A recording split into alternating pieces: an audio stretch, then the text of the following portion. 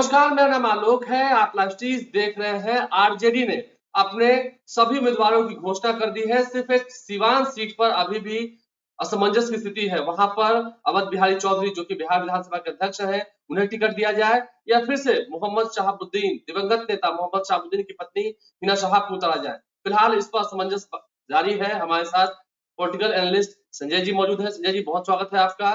हर बात पर अपने पॉइंट ऑफ व्यू को मुखर होकर रखते हैं। जिस तरह से आरजेडी के 22 उम्मीदवार हैं, हम 22 उम्मीदवार की थोड़ी समय में चर्चा करेंगे। जो उनकी लिस्ट आई है आपने देखी है, लेकिन सबसे पहले हम इसी से शुरुआत करते हैं। संजय जी, क्यों सिवान सीट को अभी क्यों छोड़ा गया? क्या हिना साहब की वापसी संभव है? देखिए, राजनीति में किसी भी संभावना से इनकार नहीं किया जा सकता। अब हिना साहब आएंगी कि नहीं आएंगी ये तो मैं नहीं जानता हूं, लेकिन राजनीति में संभावनाएं बची रहती है और बनी रहती है। अब पप्पू यादव बगावती तेवर अपना चुके हैं पूर्णिया में, तो वो नहीं चाहेंगे कि हिना साहब भी बगावती तेवर में आ जाए ताकि सिवान का समीकरण बिगड़ जाए। समीकरण क्या है आरजेडी का? माई समीकरण है, मुस्लिम यादव समीकरण है। अगर 3 लाख वहां मुसलमान है तो 2.5 लाख यादव है, और दोनों को अगर क्लब कर दिया जाए तो 5.5 लाख हो जाता है। क्या आरजेडी इस तरह का रिस्क लेना चाहेगी कि वो समीकरण बिगड़ जाए? इतनी बात तो तय है कि अगर सिवान के मैदान में हिना साहब उम्मीदवार के तौर पर होंगी तो स्वाभाविक है कि एक सहानुभूति का लाभ और उनकी कम्युनिटी का वोट हिना साहब को जाए। अब रह गई बात की जो पप्पू यादव ने जिस तरह से उनको आश्वस्त किया है कि मैं आऊंगा सिवान में, और हिना साहब भी ने कहा है कि हाँ, पप्पू यादव मेरे भाई की तरह है, अगर वो मेरी मदद करना चाहते हैं तो आए, उनको वेलकम है। तो अगर वो पप्पू यादव जो है वो पहुंच जाते हैं और उस मैदान में चीजें तय होने लगती हैं, तो फिर तो खेल बिगड़ सकता है। तो आरजेडी कोशिश तो कर ही रही होगी, क्योंकि हिना साहब कैंडिडेट नहीं है बल्कि 40 लोकसभा सीट है, उसका एक मैसेज भी जाएगा कि हिना साहब अगर इनके पाले में आती है, किसी भी कीमत पर आरजेडी जो मुस्लिम मतदाता है या मुस्लिम वोटर हैं उनको वो नाराज नहीं करना चाहे। तो हिना साहब एक सिंबॉलिक तो जरूर है। शहाबुद्दीन जब तक रहे मजबूती के साथ लालू प्रसाद के साथ खड़े रहे, तो एक मैसेज कहीं विपक्षी न दे दे कि शहाबुद्दीन के जाते ही उनके परिवार से आरजेडी किनारे कर ली। लेकिन जैसे ही हिना साहब आरजेडी के पाले में आती है, फिर आरजेडी कहेगी कि ठीक है, कुछ नाराज हो गई थी लेकिन फिर वो हमारे पार्टी से, हमारे सिंबल से वो चुनाव लड़ रही है। अदरवाइज पूर्णिया और सिवान 2 सीटें ऐसी होंगी जो त्रिकोणीय संघर्ष में फंसेगा, तो हो सकता है इसका लाभ जो आरजेडी या महागठबंधन के जो विपक्ष में जो पार्टियां एनडीए है उसको न मिल जाए। शायद आरजेडी इस पर सोच विचार कर रही है, इसी वजह से आपको वहां की सीट की घोषणा में थोड़ी देर लग रही है। अच्छा, कई ऐसी सीटें थी सर जो हमने देखी हैं जहां पर आरजेडी की टक्कर होनी है। जो कुछ ऐसे उम्मीदवार लग रहे हैं, उनके बारे में चर्चा करते हैं आपसे करके। उनके बारे में ऐसा दिख रहा है कि हाँ, टक्कर तो होगी। अब ऐसे कुछ ऐसी सीटें हैं जहां पर प्रत्याशी जो है वो अप्रत्याशित है। प्रत्याशियों की घोषणा कर दी, जैसे कि अगर हम बात करें सुपौल की, सुपौल में चंद्रहास चौपाल को दिया गया है। वहीं अगर हम मधेपुरा की बात कर रहे हैं तो मधेपुरा में भी देखिए काफी देर से इसकी घोषणा हुई है, लेकिन लगता है कि टक्कर कांटे की होगी। नहीं, ऐसा नहीं है। अप्रत्याशित इसको हम नहीं कहेंगे। चंद्रहास चौपाल की बात पहले से ही चल रही थी, वो चूंकि इनके विधायक हैं और चंद्रहास चौपाल की अपनी एक पकड़ भी है उस इलाके में, सुपौल के इलाके में, इसलिए चंद्रहास चौपाल अप्रत्याशित नाम नहीं, हम इसको नहीं कहेंगे कि वो अप्रत्याशित है। हाँ, चंद्रहास चौपाल के साथ और कई नाम फ्लोट करने लगे थे और कई नामों की चर्चा होने लगी थी। मधेपुरा से कुमार चंद्रदीप की बात हुई है, तो कुमार चंद्रदीप कितने हद तक प्रोफेसर कुमार चंद्रदीप है, वो कितने हद तक दिनेश चंद्र यादव को टक्कर दे पाएंगे? क्योंकि वहां पर जो केंद्रीय मंत्री रहे शरद यादव, उनके बेटे की चर्चा थी, शांतनु की। नहीं, वो और लोगों की भी चर्चा थी, प्रोफेसर चंद्रशेखर की भी चर्चा थी वहां पर, आनंद मंडल की भी चर्चा थी वहां पर। तो टिकट तो आखिर एक ही को मिलेगा, निश्चित रूप से गुना भाग आरजेडी की होगी, और तब लगा होगा कि प्रोफेसर कुमार चंद्रदीप को हम वहां पर मैदान में उतारें। बिल्कुल आप सही कह रहे हैं कि शरद यादव के बेटे भी प्रबल दावेदार थे वहां के। तो कई दावेदार थे, लेकिन चुनाव तो एक ही पे लड़ेगा ना। अब रह गई बात की टक्कर की बात है, तो ये तो जनता तय करती है। लालू प्रसाद मधेपुरा से चुनाव हार जाते हैं और शरद यादव चुनाव जीत जाते हैं। लालू प्रसाद की जो स्वीकारिता थी बिहार में, वो स्वीकारिता तो शरद यादव की नहीं थी। रंजन यादव से चुनाव लालू प्रसाद हार जाते हैं। लगता है हम लोगों को कि क्या ये टक्कर दे पाएंगे, नहीं दे पाएंगे, लगना अलग बात है, और जनता क्या तय कर रही है मधेपुरा की, वो एक अलग पार्ट है। तो अगर जनता कुमार चंद्रदीप को अगर पसंद करेगी, तो हो सकता है कि वो उनको टक्कर दे, क्योंकि कोई ना कोई तो एंटी इनकम्बेंसी जो सिटिंग सांसद होते हैं उनके खिलाफ तो होता है, नाराजगी होती है। तो आरजेडी ने सोच समझ करके कुमार चंद्रदीप को मैदान में डाला होगा। एक तो कि जो इनके अपोनेंट्स होंगे वो इनके साथ खड़े हो जाएंगे, और दूसरी बात कि नए कैंडिडेट के तौर पर होंगे तो इनका एंटी इनकम्बेंसी नहीं होगा, एक स्वीकारिता होगी, लोगों को भरोसा दिला पाएंगे कि एक बार हमको तो चुन करके भेजिए, हम आपको परिणाम कैसे देते हैं, मधेपुरा को हम कैसे एक विकास के नए आयाम से जोड़ेंगे, एक बार भरोसा करके देखिए। तो कभी कभी प्रयोग सफल रहता है और जनता उस पर सहमति भी दे देती है। टक्कर के तो भाई जी, आपको लगता है कि इस बार आरजेडी ने जो उम्मीदवार दिए हैं, उम्मीदवार उतारे हैं, रितु जायसवाल को उतार दिया लवली आनंद के खिलाफ में, इसके अलावा फिर सुरेंद्र यादव को फिर से मौका दिया है जहानाबाद में, कई ऐसे नाम हैं। तो लगता है कि हाँ, आरजेडी काफी सोच समझ के इस बार एकदम, जैसे कि तेजस्वी यादव दावा कर रहे हैं कि रिजल्ट चौंकाने वाले होंगे, तो रितु जायसवाल को दे देना, फिर वापस सीतामढ़ी में अर्जुन राय को दे देना, लगता है कि हाँ, मुकाबले जो है वो एकदम टक्कर वाला होने वाला है, ऐसी तैयारी में है आरजेडी, क्योंकि तेजस्वी यादव कैसे रहे? अरे नहीं, स्वाभाविक है। अब देखिए, सीतामढ़ी पर भी वैश्य समाज के थे सुनील कुमार पिंटू, शिवहर में रमा देवी लगातार जीत रही थी। तो वैश्य समाज के टिकट को अगर एनडीए ने काटा तो वैश्य समाज की नाराजगी तो है, और अगर वैसे में रितु जायसवाल को उतार दिया गया तो वैश्य समाज की स्वीकारिता और प्लस महागठबंधन के वोटों की ताकत, तो एक मजबूत प्रतिद्वंदी तो आरजेडी ने उतार ही दी है ना लवली आनंद के खिलाफ में, और रमा देवी तो जीतते रही है वहां पर। तो उस स्थिति में रितु जायसवाल एक अच्छा कैंडिडेट के तौर पर हमको लगता है किसी भर में टक्कर देगी।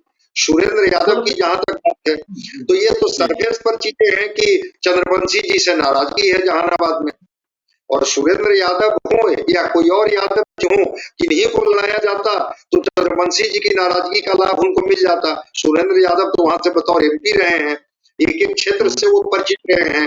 तो सुरेंद्र यादव हो या रितु जायसवाल हो, ये कैंडिडेट के चयन में, चाहे वो चंद्रहास चौपाल हो सुपौल में, बिल्कुल आप सही कह रहे हैं, और मैं आपकी बात से सहमत हूं कि आरजेडी ने कैंडिडेट के चयन में इस बार सतर्कता बरती है, और परिणाम चौंकाने वाले हो सकते हैं, इस सच्चाई से इनकार नहीं किया जा सकता। मतलब एक तरह से देखा जाए तो अगर हम ये कह लें कि आरजेडी के उम्मीदवारों को हम यूं ही हार देंगे, कई लोग कहते हैं ना कि फाइट है ही नहीं, मुकाबला नहीं है, तो ऐसी बात तो नहीं है ना, लड़ाई तो होगी, हर सीट पर लड़ाई होगी जहां जहां आरजेडी के उम्मीदवार है। देखिए, ये मनोवैज्ञानिक हर पार्टी गेम खेलती हैं कि अरे कोई लड़ाई में है, हम तो बिल्कुल सीधे सीधे जीत रहे हैं, लेकिन जनता क्या सोच रही है ये हम और आप तय करने वाले कौन होते हैं। तो कैंडिडेट के तौर पर आरजेडी ने कैंडिडेट का चयन बहुत सोच समझ करके किया। अब ये तो तय करना जनता को है कि किनको जिता देगी, किनको हरा देगी, हम आप तो तय नहीं करेंगे, या वो पार्टियां भी नहीं तय करेगी कि कोई टक्कर में है, कोई मैदान में है, ऐसा कुछ नहीं है। जनता चीजों को तय करती है, लेकिन कैंडिडेट आरजेडी ने जो चुना है वो कैंडिडेट, मजबूत कैंडिडेट का चुनाव आरजेडी ने किया है। मतलब बीजेपी जेडीयू के लिए राहें आसान नहीं होने वाली है, राह मुश्किल है, एकदम आसान तो स्वाभाविक बिल्कुल है। है, अगर प्रतिद्वंदी मजबूत हो तो राहें आसान कैसे होगी। जो कैंडिडेट इनके हैं, वो कैंडिडेट की स्वीकारिता अगर जनता के बीच में है और आरजेडी ने उनको टिकट भी दे दिया, तो राहें कैसे आसान होगी, राहें तो कठिन होगी। लेकिन फिर मैं कह रहा हूं कि आसान और कठिन बनाना यहाँ की जनता तय करती है। होता है लोकसभा में कुछ और तय कर देती है, विधानसभा में कुछ और तय कर देती है। तो पहले भी मजबूत कैंडिडेट रहे हैं, लेकिन जनता उनको नकार देती है। तो किनको एनडीए के कैंडिडेट को नकार देगी कि महागठबंधन के कैंडिडेट को नकार देगी, इस चीजों को हम लोगों को जनता पर छोड़ देनी चाहिए। लेकिन जो बार बार आपके सवाल घूम के आ रहे हैं, कैंडिडेट, मजबूत कैंडिडेट का चयन आरजेडी ने किया है, इसको हमको स्वीकार करने में कोई दिक्कत। दो ऐसी सीटें हैं सर जहां पर प्रयोग किया गया है। एक अररिया की सीट है जहां मोहम्मद शाहनवाज आलम को दिया गया है। हर बार सरफराज जी को दिया जाता था, इस बार शाहनवाज जी को दिया गया, मोहम्मद शाहनवाज जी को। इसके अलावा अली अशरफ फातमी को भी मधुबनी से लाया गया। दो मुस्लिमों को अब तक टिकट दिया गया। हिना साहब तो फिलहाल अभी सस्पेंस में है, सिवान सस्पेंस में है, लेकिन दो मुस्लिम उम्मीदवार, दोनों ही जगह नया प्रयोग। क्या लगता है कि हाँ आरजेडी ने ये भी सदी हुई चाल चली है? नहीं, इसको नया प्रयोग हम नहीं कहेंगे। फातमी साहब तो आरजेडी में ही थे और दरभंगा से वो जीते हैं आरजेडी के टिकट पर। चूंकि बीच में उनकी क्या नाराजगी थी, वो जेडीयू में चले गए थे और इस बार जेडीयू ने उनको टिकट दिया नहीं। तो अगर ललित यादव उम्मीदवार हैं दरभंगा से, तो स्वाभाविक है कि मधुबनी बच जाती है और वहां से फातमी साहब को लड़ाया गया। मैं इसको नया प्रयोग नहीं मानता हूँ, वो सीटों का ये है। और जो अररिया के कैंडिडेट, तो भाई आपस में पहले लड़ रहे थे, ये कौन लड़ेंगे, शाहनवाज लड़ेंगे कि ये लड़ेंगे, लेकिन तय कर दिया। तो इनके पिता तो रहे हैं, वहां से मजबूत उनकी दावेदारी रही है, इसलिए दोनों नए नहीं है। मधुबनी और दरभंगा सटा हुआ है और अररिया में जो पहले भी लोग जीतते रहे, इनके पिताजी का भी वहां पर प्रभाव रहा है, इनका भी प्रभाव रहा है। हाँ, दो भाइयों को लेकर के द्वंद था कि दोनों भाई चाहते थे कि हमको टिकट मिले, हमको टिकट मिले, वो आरजेडी तय नहीं कर पा रही थी। अंत में एक भाई पर सहमति बनी, थोड़ी बहुत नाराजगी होगी, बाद में लोग सहमत हो जाएंगे। एक अंतिम सवाल है मेरा हाजीपुर की सीट को लेकर। हाजीपुर में शिवचंद्र राम को फिर से उम्मीदवार बनाया गया है। जाति में वो बहुजन समाज से आते हैं, चमार जाति में है। वो लिखते भी है शिवचंद्र राम चमार अपने ट्विटर हैंडल पर। और कयास से लगाए जा रहे थे कि रामविलास पासवान की जो बिटिया है आशा पासवान, अनिल साधु की पत्नी, उन्हें उम्मीदवार दिया जाएगा। तो लगता है कि उनसे मुकाबला कुछ ज्यादा कड़ा होता है। शिवचंद्र राम क्या हल्के पड़ जाएंगे चिराग के सामने, या चिराग पासवान के सामने शिवचंद्र राम मजबूत पड़ेंगे? क्योंकि 2019 में ये हार गए थे। देखिए, चुनाव में तो हार और जीत तो होते रहती है, लेकिन मजबूती से शिवचंद्र राम लड़े थे, ऐसा नहीं है। और स्वाभाविक है कि अब कैंडिडेट के चेयर में शिवचंद्र राम तो लगातार आरजेडी से जुड़े रहे हैं, इनकी पार्टी के हैं, तो एक मैसेज तो जाता कि हाँ, जो इनके पार्टी के कद्दावर नेता हैं, जो लड़ते रहे हैं, उन्हीं को फिर एक बार आरजेडी उन्हीं पर भरोसा की और उन्हीं को कैंडिडेट बनाया।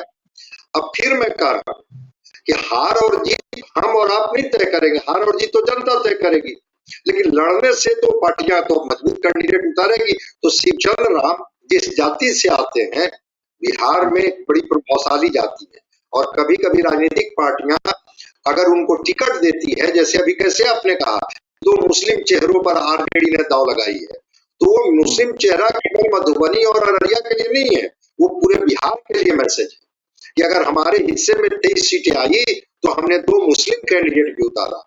वैसे ही शिवचंद्र राम को टिकट दे करके या अर्चना रविदास को टिकट दे करके उनकी जाति के बीच में आरजेडी मैसेज देगी कि देखिए, आपके तो हमने कैंडिडेट दिया, आप लोग तय कीजिए कि उनको जिताइएगा कि नहीं जिताइएगा। लेकिन अगर पासवान जाति को देते तो शायद वो चिराग पासवान के सामने पासवान जाति के लोग इतना पोलराइज हो पाते नहीं हो पाते, शायद आरजेडी इस पर गुना भाग की होगी और इसके आधार पर उन्होंने कहा कि नहीं, हम अपनी ही पार्टी के शिवचंद्र राम पर ही क्यों न दांव लगाए और शिवचंद्र राम जी को टिकट दिया। चलिए अंतिम सवाल है, फिर लाल लपेट करके हम बिना कोई सवाल पूछ रहे हैं, मतलब कांटे की लड़ाई है। लालू प्रसाद ने जो लड़ाके उतारे हैं, जो लड़ाके रणभूमि में तैयार उतार दिए हैं लालू प्रसाद ने, तेजस्वी यादव ने, वो लड़ाके दमदार हैं। हाँ, ये मान रहे हैं आप इस लिस्ट को देखने के बाद। आसानी से इतनी लड़ाई नहीं हो जानी है, लड़ाई टक्कर वाली होगी। बिल्कुल, हम तो बार बार कह रहे हैं कि कैंडिडेट का चयन आरजेडी ने बहुत सोच समझ करके किया है। लड़ाई मजबूत होगी और वो लड़ाई में कौन जीतेंगे कौन हारेंगे ये तो जनता तय करेगी, लेकिन मजबूत कैंडिडेट है और जो समीकरण होता है वो समीकरण भी इनके साथ दिखता है, तो हम इसको मानते हैं कि इसको अगर एनडीए कह रही है कि कोई लड़ाई में नहीं है, ऐसी बात नहीं है। लड़ाई होगी, मजबूत लड़ाई होगी, महागठबंधन में मजबूत टक्कर देगी। रह गई बात कि उस टक्कर में कौन जीतेंगे कौन हारेंगे वो तो अलग बात है। एक वोट से भी कोई जीतता है तो उसको हम कहते हैं कि वो जीत गए, और एक वोट से भी हार जाता है तो अब यही सुरेंद्र यादव 1700 वोट से हार गए थे तो हार गए थे तो हार गए थे, और अगर चंद्रेश्वर वंशी जीत गए थे तो जीत गए थे। लेकिन ये कहना कि जहानाबाद में टक्कर नहीं हुआ, ऐसी बात नहीं है। टक्कर तो मजबूत सुरेंद्र यादव ने पिछली बार भी दिया था। इस बार भी कैंडिडेट का चयन में टक्कर मजबूत होगी, लड़ाई मजबूती से होगी, परिणाम जिनके हिस्से में। देखिए परिणाम जितने आए, संजय जी हमारे साथ है, पॉलिटिकल एनालिस्ट है, काफी वरिष्ठ है और हर चीज के बारे में पैनी नजर रहती है, पूरी जानकारी होती है। उन्होंने अपनी जानकारी आपके साथ साझा की है। हमारे व्यूअर्स जो देख रहे होंगे, जो महागठबंधन के सपोर्टर्स देख रहे होंगे, जो एनडीए के सपोर्टर्स देख रहे होंगे, वो इस बात को जान ले कि लड़ाई तो होनी है, टक्कर होनी है।